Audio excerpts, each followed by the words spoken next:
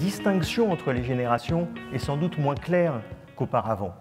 Il y a une forme de brouillage des âges. Par exemple, on passe réellement à l'âge adulte plus tard si on considère que la période, l'espèce de période intermédiaire dans laquelle vous rentrez sur le marché du travail et vous avez un CDI, dans lequel vous avez votre premier enfant, cette période-là est beaucoup plus longue. Maintenant, c'est au-delà de 30 ans, le premier CDI, le premier enfant.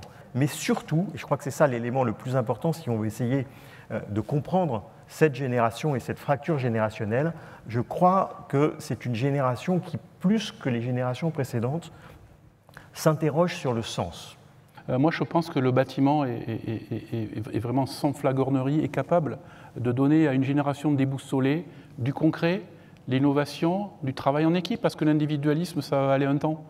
On voit déjà dans nos entreprises des demandes de jeunes, on le voit, l'apprentissage est en train, heureusement, d'exploser depuis 3 ans, d'une façon positive. On a besoin de ce concret, de ce retour au concret, de travail en équipe, de l'humain, quoi, en fait. Cette dynamique collective que peut donner le bâtiment dans les années qui viennent, c'est l'objet de nos états généraux de la construction. Nous, on y croit, c'est pour ça qu'on est là aujourd'hui.